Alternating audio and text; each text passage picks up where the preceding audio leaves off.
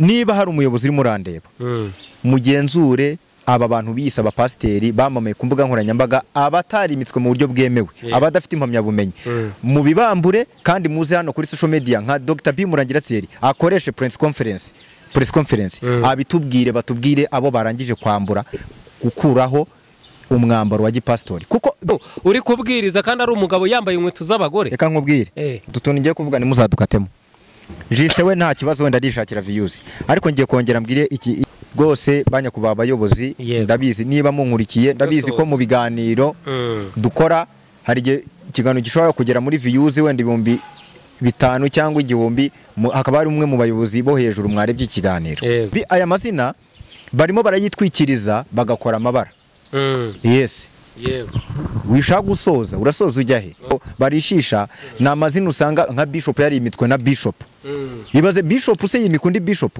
hari ikiganiro nakoresheje ubundi umupastor Reverend Pasteur arimo arambwira ngo ngiye kwimikwa ngo na bishop nukuvuga igihari niki Juste bira bintu yakoze bihabanye na Bibiliya urumva kwambara none akambara imyenda y'abagore yigize nk'abatinganye nk'abaryamana bahuje ibitsina birani ikosa rikomeye rwose Juste ntuzongere ukora rire yakose yego narabiwe karerega Juste nawe bari abanyamakuru benshi bari kumwe nabo bamwe na bamwe nabo babishakira views siri mu Jesus si umurokore ngo yise Jesus yego Jesus ko tuzi ko sari Yesu umwami w'abami ni sirimu wamushutse kuko nago nekeza ko bira bintu sirimu mu kigande niki nago mbizi sirimu mu kigande isobanura sida.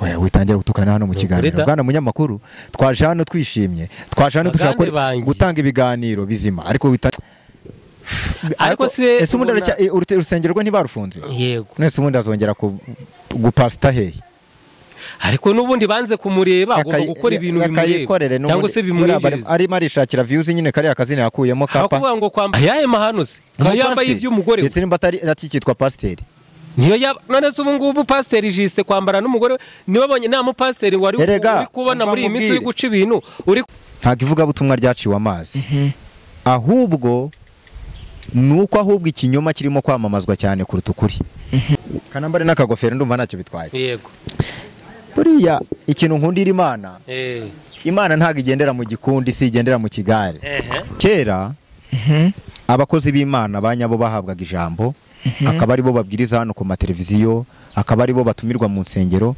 ariko ubu kenshi usanga umukozi w'Imana wa nyawe niba inkweto yasaziyeho ni urara ahantu habi abantu barimo baragaragara ku mbuga nkoranyambaga cyangwa mu nsengero n'abatekinisiye mu kwiba abantu nibo rero barimo kwifashishwa cyane kugira ngo babone uko bakuramo abantu amafaranga rimwe na rimwe hari n'igihe wenda ubusanga anakora ariko Imana yararangije kumuca abantu ni kabone naho abantu 1/2 cy'isi yose bayivaho ishobora kubarimbura ikabakura ikiremera abandi ujye utinya Imana irema ariko ni kuvuga ngo yego Bibiliya irabivuga neza ntago abavuga mwami bose ariko bakijijwe urumva nje nabonye abantu bavuga Yesu cyane bamwe mbasanga mu kabari harabo nabonye bahanura cyane mbasanga bari mu burayi rero ntago abavuga mwami bose ari abakozi b'Imana nta nubwo abahanura bose bahanura ibiturutse ku Mana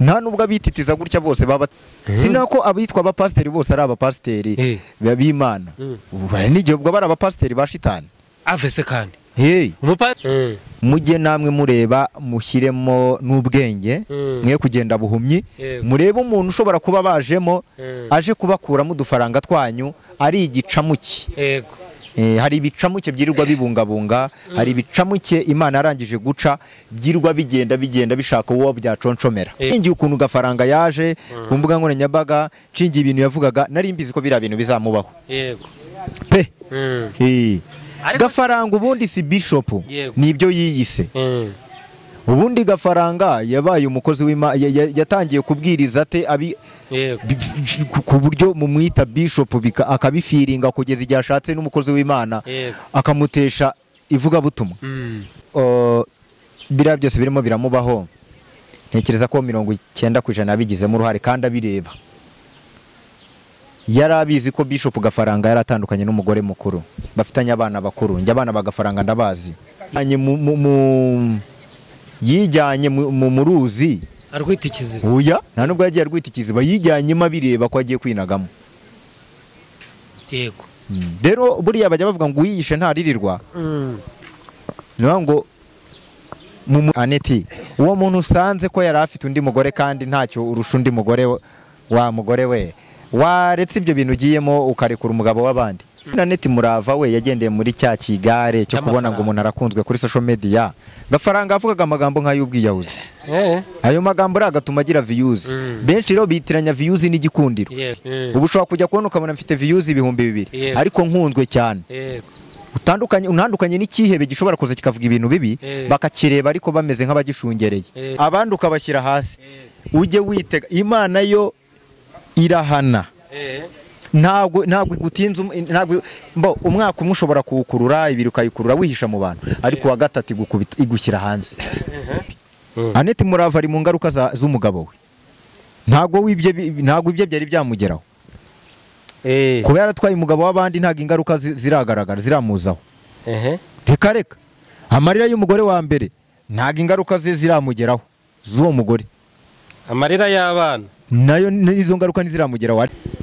Yes, tubahaye ikaze mwese mukurikiye aya ma TV cyangwa se TV. Amahoro y'Imana bane namwe, niba iwanye mu gitondo mugire igitondo cyiza, niba ari nijoro mugire ijoro ryiza, niba ari gicamunsi mugire gicamunsi cyiza. Hanyuma amahoro y'Imana bane namwe muri mwese aho murere ku mpera zitandukanye. Duhaye ikaze bari mu majyepfo, majyaruguru, murasira bwaryo, umurengera bwaryo, Irgota, Masimbi, hanze y'u Rwanda. Turavuze ngo amahoro y'Imana abane namwe aho muherereye. Yes, uyu munsi twaje tuzanye n'umutumirwa. Reka uyu munsi muvuge ntago ndibuze kumuvumba, bamwita Karabo k'Imana. N'ubwa mbere aciye kuri TV cyangwa se n'ubwa mbere aciye aha, ariko turagira ngo tubanze tumusabasuhuza abantu batukurikiye. Murakoze cyane kutwakira. Yego. Nishimiye kugera hano kuri izi kamera zombi cyangwa se kuri amashene yombi. Imana ihumugisha abantu mudukurikiye. Nkuko abibabwiye, nitwa Karabo k'Imana, ndi umukozi w'Imana. N'ubundi birumvikana ntago wagira izina ririmo Imana ngo mbe nsenga izindi mana zitari Imana yo mu ijuru. Nsengera mu itorero rya ADEPR. Nkaba nkora ivuga butumwa mu kuririmba ndetse no kubwiriza. Yego. Hanyuma Karabo urakoze cyane. Kugeze kuri aya TV ndabizi waje wasenze mu ndavuye ngo usenge, kuko ntago waguruka mu rugo udasenze, waje wasenze. Wa no gusenga twakongera tugasenga. Nta kibazo, reka tugahe akanya dushyire imbere y'Imana. Data mwiza, Data uhoraho, turagushimiye kandi turaguhimbaje. Tugushimiye ko twongeye kugera hano kuri ibi byuma by'abana b'abantu. Ugire neza abantu bose bagiye kudukurikira, ubafashe iki kiganiro bagisoze kandi baze kungukiramo byinshi bize kubagirira umumaro mu buryo bw'umwuka no mu buryo bw'umubiri. Dusenze twambaje mu izina rya Yesu Kristo, amen. Amen. Urakoze cyane Karabo. Hanyuma Kara, ndashaka kugira ngo nkubaze ku bintu by'umurimo w'Imana, kuko ntago turi bujye kureka y'umurimo w'Imana cyane, nibyo ushaka kubaza kugira ngo use nka watubwira ku by'umurimo w'Imana. Iyo ndi kureba muri iyi minsi, ndi kwitegereza iyi minsi, niba tugeze mu minsi ya nyuma Yesu yavuze, ntago mbizi rwose. Iyo urebye kuri iki gihe ku bakozi b'Imana cyangwa se ku bahanuzi, ubona ari ikihe kintu gitandukanye nuko mbere byari bimeze, kuko ari ukuntu ubona muri iyi minsi ukabona abahanuzi b'imisi ukavuga ngo Imana ya kera ngo ntago ikimeze nk'ubu. Ibi bintu biterwa n'iki ko ubona abantu nyine bagenda babica amazi ibintu by'Imana cyangwa se by'iyobokamana mu gice cy'iyobokamana? Urakoze cyane. Ubajije ikibazo cyiza abantu benshi badukurikiye bategereje kumva igisubizo. Yego. Nukuvuga ngo ntago ibintu by'Imana byaciwe amazi. Ntago ivuga butumwa ryaciwe amazi. Ahubwo nuko ahubwo ikinyoma kirimo kwamamazwa cyane kuruta ukuri. Muri social media. Vuga ngo kera abakozi b'Imana banyabo bahabwaga ijambo, akaba ari bo babwiriza hano ku mateleviziyo, akaba ari bo batumirwa mu nsengero, ariko ubu kenshi usanga umukozi w'Imana wa nyawe niba inkweto yasaziyeho, niba urara ahantu habi, ntahabwa ijambo, ahubwo abantu barimo baragaragara ku mbuga nkoranyambaga cyangwa mu nsengero ni abatekinisiye mu kwiba abantu, nibo rero barimo kwifashishwa cyane kugira ngo babone uko bakuramo abantu amafaranga, kubabyaza inyungu z'umubiri, ariko ari abantu nyine abo babwiriza butumwa ari abantu bari aho, rimwe na rimwe hari n'igihe wenda uba usanga anakora ariko Imana yararangije kumuca. Abo nibo rero baharimo guhabwa ijambo, ariko suko ijambo ry'Imana ryaciwe amazi. Ijambo ry'Imana ntiricibwa amazi, kuko Imana ni Imana, izahora ari Imana. Reka nkubwire, Imana buriya abantu ni kabone naho abantu 1/2 cy'isi yose bayivaho, ishobora kubarimbura ikabakura ikiremera abandi. Ujye utinya Imana irema, ariko Imana ishobora kongera ikarema umuntu usa nk'uko uyu dukurikiye asa, ikaba yanamwita izina nk'irya wa muntu, ikarema ahubwo original, ikarema umuntu ugiye gusa na wa wundi neza neza. Rero Imana higira abantu bumva yuko Imana uyu munsi wenda yasuzuguwe. Imana nuko nyine ibishyiramo muri za mvugo z'iki gihe imiyaga, ikareka abantu, kuko ibireba ibyo bakora ikabona ko nyine nta kundi. Hanyuma reka nanjye ngira ikintu mwibariza. Twagiye tubona kuri aya mashusho media wa mugani, hari abahanuzi baza kuri iyi mihanda, ariko usanga bavuga ijambo ry'Imana. Tubonye ejo bundi witwa Sandirine aza yigisha abagore iby'amazi, agaragaza amatako n'amabuno ayakaraga kuri iyi mihanda. Baravuga ati se mwakagira Imana mwe, uyu muntu twabonye avuga ijambo ry'Imana ari umuhanuzi, avuga ngo Mutesi yamutwariye umugabo, aje akaraga amabuno yanika amatako hano kuri iyi mihanda. Uyu muntu ni umukozi w'Imana cyangwa ni umukozi wa shitani? Ni ukuvuga ngo yego, Bibiliya irabivuga neza, ntago abavuga mwami bose ariko bakijijwe. Urumva, njye nabonye abantu bavuga Yesu cyane, bamwe mbasanga mu kabari. Hari abo nabonye bahanura cyane, mbasanga bari mu burayi. Rero ntago abavuga mwami bose ari abakozi b'Imana, nta nubwo abahanura bose bahanura ibiturutse ku Mana, nta nubwo abititiza gutya bose baba batitijwe n'Umwuka Wera. Oya, sinako abitwa abapasiteri bose ari abapasiteri b'Imana. Bari n'igihe ubwo bari abapasiteri ba shitani. Avese kandi umupasiteri wa shitani sa asati. None se ubwo umuntu ajya kuvuga ngo agiye kwigisha abantu iby'amazi, nibyo Imana yamuhamagariye se? Arigisha abantu gukurura amazi se wenda mu makaritsiye? Ni amazi ubundi nyabaki? Ayo mazi ko ntayumva neza, ni amazi agenda ate? Amazi amavangingo. Ibyo rero urumva ko atari n'ibintu byagakwiriye kuvuga cyangwa kunyura mu kanwa k'uwiyita umukozi w'Imana, umupasiteri. Reka wasanga Imana yari yabanitse. Imana yari yamwanitse. Ntago mbizi.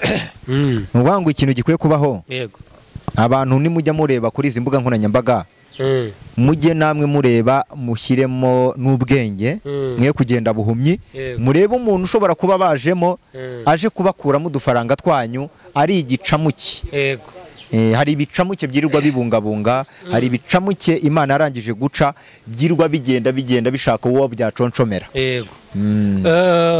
Urakoze cyane. Uwitwa Gafaranga Aneti Murava ngo arimo aricuza. Aricuza iki? Ko yarafungishije Gafaranga. Aricuza kandi uri umbwiye ngo ni nawe wamufungishije, aricuza ate se? Nyine ngo akumbuye umugabo we, arimo arapostinga Gafaranga cyane. Aneti ngo biriya byose birimo biramubaho, ntekereza ko 90% abigizemo uruhare kandi abireba. Yari abizi ko Bishop Gafaranga yaratandukanye n'umugore mukuru, bafitanye abana bakuru. Njye abana bagafaranga ndabazi. Yego, sibyo? Gafaranga turaziranye, niwe najyagayo, najyagayo tugasangira fanta. Urumva? Yego. Mu bigaragara rero Gafaranga ibyo byose byinshi byari biri hazarani, byari biri ku karubanda. Ahubwo Aneti Murava yijyanye mu ruzi arwita ikiziba. Oya, nta nubwo yagiye arwita ikiziba, yijyanyemo abireba ko agiye kwinagamo. Yego. Rero buriya bajya bavuga ngo uyiyishe ntaririrwa. niyo ngo mumureke ubwo nyine aregirete bibaho ariko abantu benshi bagiye bamugira inama bagiye bamubwira bati Aneti uwo muntu usanze ko yari afite undi mugore kandi ntacyo urusha undi mugore wa mugore we waretse ibyo bintu ugiyemo ukarekura umugabo w'abandi undi yica amatwi yica amatwi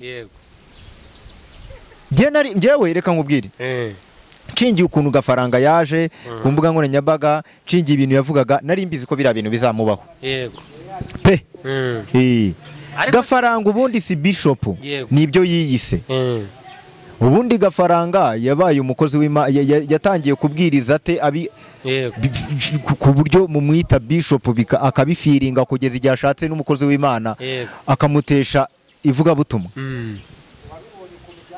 wese yajyaga he inde Aneti Murava yajyaga nyina Aneti Murava we yagendeye muri cya kigare cyo kubona ngo umuntu arakunzwe kuri social media Gafaranga avugaga amagambo nk'ay'ubwiyahuzi ayo magambo agatuma agira views benshi rero bitiranya views n'igikundiro wapi ubu ushobora kujya kubona ukabona mfite views 2,000 ariko nkunzwe cyane unandukanye n'ikihebe gishobora kuza kikavuga ibintu bibi bakakireba ariko bameze nk'abagishungereye bakagikomera make cyane tukuri inyuma tukuri kandi buriya reka mbabwire yego kanambare n'akagofero ndumva ntacyo bitwaye yego buriya ikintu nkundira Imana ntago igendera mu gikundi si igendera mu kigare sureba damu yego buriya Imana twese ko turi hano iratuzi abishyira imbere irabazi kandi buriya ni wishyira imbere ukigaragaza nk'umukozi w'Imana abandi ukabashyira hasi ujye witega Imana yo irahana ntabwo igutinze umwaka umwe ushobora kuwukurura ibiri ukayikurura wihisha mu bantu ariko wa gatatu igushyira hanze cyangwa ishobora no kukwihangana n'imyaka 5 ikagera ikagutwikurura ubundi kirazira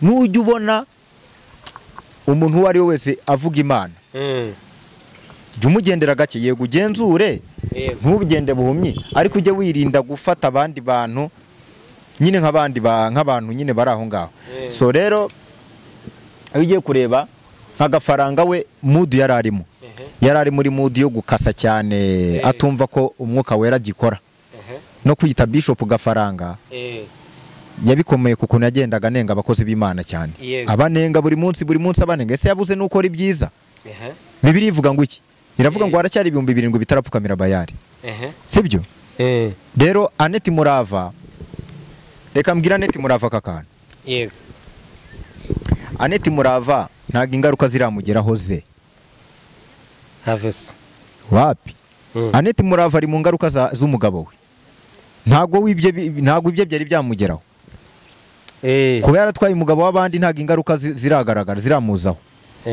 reka amarira y'umugore wa mbere ntago ingaruka ze ziramugeraho z'uwo mugore amarira y'abana nayo nizo ngaruka ntiziramugeraho ari mu ngaruka z'umugabo ngaho reba aho utaguye juste pasteur juste bo muretse ndaje mu ijambo dusome ijambo riri hano pick up juste witwa pick up ni biki ntugasuzugure imodoka itikoraho oya no kuvuga ngo hari ijambo riri ndaryibagiwe riri migani ni hehera rivuga ngo kwambarana kwambara Eliya niyo hadusomere kwambarana n'umugore ni icyaha kandi ijambo ryari rihera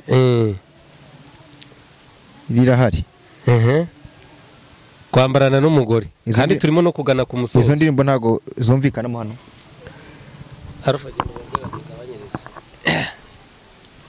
abana bajye bagenda gakerega hano tuba turi muri mu bintu bifite imbaraga ntabwo twaje gukina ni ukuvuga igihari ni iki Juste biriya bintu yakoze bihabanye na Bibiliya urumva kwambara noneho akambara imyenda y'abagore yigize nk'abatinganyi nk'abaryamana bahuje ibitsina biriya ni ikosa rikomeye rwose Juste ntuzongere ukora rire yakoze narabihoye karerega Juste nawe bari abanyamakuru benshi bari kumwe nabo bamwe na bamwe nabo babishakira views siri mu Jesus si umurokore ngo yise Jesus yego Jesus ko tuzi ko sari Yesu umwami w'abami Jesus buriya niwe wamushutse uriya sirimu yego ni sirimu wamushutse kuko ntabwo ntekereza ko biriya bintu. Sirimu mu kigande ni iki? Ntabwo mbizi. Sirimu mu kigande isobanura sida. Oya witangira gutukana hano mu kiganiro bwana munyamakuru, twaje hano twishimye, twaje hano dushaka gutanga ibiganiro bizima, ariko witangira kwita sirimu mu kigande ngo mu kigande sirimu ni sida. Mu kintu gihari Pastor Justin yararengereye cyane kandi ariko se urusengero rwe ntibarufunze. Yego nese ubundi azongera gupasta hehe? Ariko nubundi banze kumureba agomba gukora ibintu bimureba cyangwa se bimwinjiriza. Arimo arishakira views nyine kari akazina yakuyemo kapa. Hakuvuga ngo kwambara n'umugore ni icyaha se kandi arimo gushaka amafaranga. None se gushaka amafaranga bivuze gukora amahano? Ayahe mahano se? Yambaye iby'umugore. Ndetse nimba atari cyitwa pasiteri. Niyo none se ubu ngubu pasiteri Justin kwambara n'umugore niwe bonye nta mupasiteri wari kubona muri iyi minsi uri guca ibintu uri kubwiriza kandi ari umugabo yambaye inkweto z'abagore. Reka nkubwire dutuntu ngiye kuvuga ni muzadukatemo. Justin we nta kibazo wenda arishakira views, ariko ngiye kongera mbwire iki aka kantu, ngiye kongera mbwire, ngiye gutanga iki gitekerezo nkihe leta yacu. Rwose banyakuba abayobozi ndabizi niba munkurikiye, ndabizi ko mu biganiro dukora hari ikiganiro gishobora kugera muri views wenda 5,000 cyangwa 1,000, hakaba ari umwe mu bayobozi bo hejuru mwarebye ikiganiro. Niba hari umuyobozi uri murandeba mugenzure aba bantu biyisa abapasiteri bamamaye ku mbuga nkoranyambaga, abatari imitswe mu buryo bwemewe, abadafite impamyabumenyi mu bibambure, kandi muze hano kuri social media nka Dr. B Murangira Thierry akoreshe press conference abitubwire, batubwire abo barangije kwambura gukuraho umwambaro wa gipastori, kuko aya mazina barimo barayitwikiriza bagakora amabara. Yes wishaka gusoza urasoza ujya he? Urumva baze batubwire, bafate nka cyane nka bano bamamaye, kuko aya mazina yabo barishisha ni amazina usanga nka Bishop yari imitwe na Bishop. Ibaze Bishop se yimikundi Bishop. Hari ikiganiro nakoresheje ubundi umupasiteri Reverend Pasteur arimo arambwira ngo ngiye kwimikwa ngo na Bishop. ngo agiye kwimikwa ngo n'ubundi ngo nimba ari Reverend. Yaragiye kwimikwa ku Bishop, agiye kwimikwa na Bishop. Bibahora we yari Reverend. Batubwire simbizi ariko wenda birashoboka. So rero bagerageze ku leta hano hano yatunga itoroshi, aya mazina y'aba pasiteri barimo barayitwikiriza kandi benshi ntago ari amazina ya nyayo, barayitwikiriza bagakora amabara muri social media cyangwa bakambura n'abaturage. Hanyuma dusoza karabo kuba wabura umubwiza butumwa bisanzwe sava. Abantu ba Arufa ndimo ndabona aribwiriza neza cyane muri iyi minsi. Uzirinde gukora amabara muri social media. Urumva ari ibyo. Turumva watambutsa nimero zawe tuyegeza ku musozo. Nimero yanjye ni 07888555 mfite ikinyamakuru nkorera cyitwa Ukwezi Live TV, dukurikirwa n'ibihumbi hafi 40. Mfite n'iyindi nkorera yitwa Umurishyo TV, aho hose mushobora kwadusanga. Abafite impano, abafite ijambo ryiza ribohora